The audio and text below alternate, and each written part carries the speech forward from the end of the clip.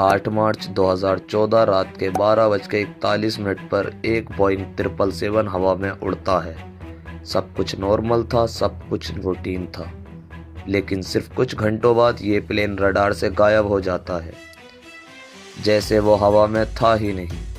239 लोग एक पल में, और दुनिया का सबसे बड़ा एविएशन मिस्ट्री शुरू हो जाता है।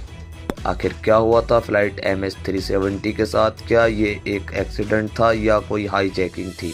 आज हम इस पूरी कहानी को डिटेल में समझेंगे, और शुरू से लेकर आखिर सिग्नल तक। राजनामा की वीडियो में एक बार फिर आपका स्वागत है। फ्लाइट MS-370 ने मलेशिया के कुआलालंपुर से बीजिंग के लिए टेक ऑफ किया।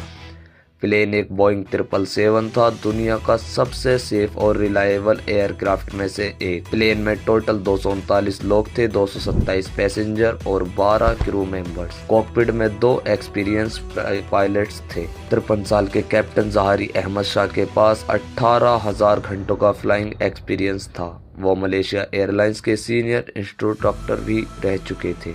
एविएशन उनकी जिंदगी थी। 27 साल के first officer Fariq Abdul Hamid relatively young थे, लेकिन ट्रेन और कैपेबल पायलट थे। उनके पास भी लगभग 2700 घंटों का फ्लाइंग एक्सपीरियंस था। टेक ऑफ स्मूथ था, वेदर क्लियर था, सब सिस्टम नॉर्मल रिपोर्ट कर रहे थे। लेकिन 1:19 पर कॉकपिट से एक आखिरी मैसेज आता है। Good night Malaysian 370। 1:41 पर प्लेन का ट्रांसपोंडर बंद हो जाता है।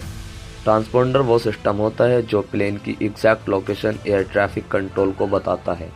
इसके बाद प्लेन सिविल रडार से गायब हो जाता है, लेकिन मिलिट्री रडार ने कुछ और रिकॉर्ड किया। प्लेन ने अपना रूटीन चेंज किया। वो वियतनाम की तरफ जाने के बजाय उल्टा मुड़कर मलेशिया की तरफ ही लौट आया। ये कोई छोटा सा टर्न नहीं था, ये एक डिलीवरेट कोर्स चेंज लग रहा था। क्या किसी ने प्लेन को कंट्रोल किया या पायलट्स ने खुद ये डिसीजन लिया था? मिलिट्री रडार के मुताबिक प्लेन ने मेले पेंजुला क्रॉस किया और फिर अंडमान सी की तरफ बढ़ गया। उसके बाद रडार कांटेक्ट कंप्लीटली खत्म हो गया।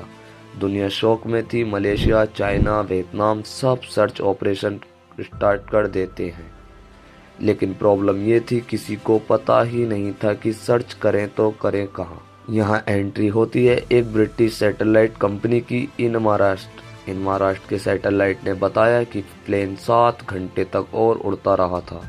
हर घंटे एक पिंग सैटेलाइट को मिल रहा था। ये पिंग बताते थे कि प्लेन हवा में था, लेकिन एग्जैक्ट लोकेशन नहीं। इन सिग्नल के बेसिस पर 2 पॉसिबल कॉरिडोर बनाए गए। एक नॉर्थ कॉरिडोर सेंट्रल एशिया की तरफ, दूसरा साउथ कॉरिडोर इंडियन ओशन की तरफ। इन्वेस्टिगेशन ने साउथ कॉरिडोर को ज़्यादा लाइकली माना, मतलब प्लेन इंडियन ओशन की तरफ ही गया था। लेकिन क्यों? ये एविएशन हिस्ट्री का सबसे महंगा और बड़ा सर्च ऑपरेशन बन गया था। ऑस्ट्रेलिया, मलेशिया, चाइना सब ने मिलकर इंडियन ओशन में सर्च शुरू की। ओशन के नीचे 4000 से लेकर 6000 मीटर की depth, strong currents, unpredictable weather. सालों तक सर्च चलता रहा, लेकिन प्लेन का मैन वेकरेज कभी नहीं मिला। 29 जुलाई 2015 एक आइलैंड पर, जो अफ्रीका के पास है, रीयूनियन नाम का, वहां एक एयरक्राफ्ट विंग का टुकड़ा मिलता है। इन्वेस्टिगेटर कंफर्म करते हैं कि ये बोइंग 777 का फ्लैप रन है और सीरियल नंबर मैच करते हैं MS-370 से। इसके बाद मादागास्कर, मोजाम्बिक और तंजानिया के साहिल पर भी कुछ डेब्रिस मिलते हैं। ये सब कंफर्म करते हैं प्लेन इंडियन ओशन में क्रैश हुआ था, लेकिन क्रैश का रीज़न अभी भी मिस्ट्री है। कुछ इन्वेस्टिगेटर्स का मानना है कि कैप्टन जहारी ने जानबूझकर प्लेन का रूट चेंज किया। उनके घर में एक फ्लाइट सिमुलेटर भी मिला था, उसमें इंडियन ओशन का रूट प्रैक्टिस किया गया था, लेकिन कोई सॉलिड प्रूफ नहीं मिला। क्या किसी ने कॉकपिट टेक ओवर किया? लेकिन कोई डिस्ट्रेस कॉल नहीं थी, कोई डिमांड नहीं की। ये थियोरी वीक पड़ जाती है। क्या केविन डेप्राइजेशन हुआ? क्या सब लोग अनकॉन्शियस हो गए और प्लेन ऑटो पायलट पर इंडिया ओशन की तरफ उड़ता रहा? ये पॉसिबिलिटी एक्सपर्ट्स कंसिडर करते हैं, लेकिन फिर डेलिब्रेटेड टर्न का क्या? सबसे बड़ा दर्द उन फैमिलीज का, 239 लोग, माँ बाप, बच्चे, स्टूडेंट। सालों तक उन्होंने इंतजार किया, कोई कॉल नहीं, कोई मैसेज नहीं, कोई मिराकल नहीं। लेकिन वक्त के साथ होप कम होती गई। मलेशिया की गवर्नमेंट ने ऑफिशियली डिक्लेयर किया कि प्लेन एक्सीडेंट का शिकार हुआ है, लेकिन सच अब भी अधूरा है। एक्सपर्ट्स के हिसाब से प्लेन फ्यूल खत्म होने तक उड़ता रहा होगा। फ्यूल खत्म होने के बाद इंजन्स बंद हुए होंगे और प्लेन अनकंट्रोल्ड डिसेंट में इंडियन ओशन में क्रैश हुआ होगा।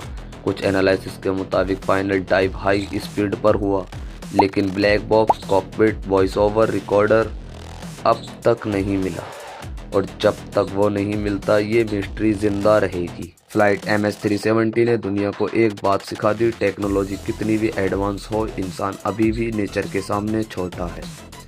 सैटेलाइट ट्रैकिंग इम्प्रूव हुआ, एविएशन रूल्स चेंज हुए, लेकिन सबसे बड़ा सवाल अब भी वही है, क्या ये एक केयरफुली प्लान्ड एक्ट था या एक स्ट्रेटेजिक एक्सीडेंट?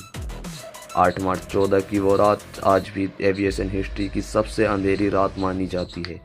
और जब भी कोई प्लेन आसमान में उड़ता है, कहीं ना कहीं एक सवाल ज़रूर उठता है, MH370 के साथ आखिर हुआ क्या था? आपका अपना कीमती टाइम देने के लिए बहुत बहुत शुक्रिया, और मिलते हैं ऐसी किसी शानदार वीडियो में।